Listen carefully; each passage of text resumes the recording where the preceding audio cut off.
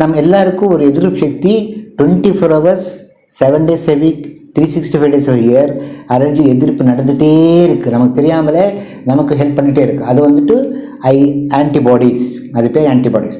அதில் 5 types of antibodies இருக்குது. IgG, IgA, IgM, IgE, ஐஜிடி.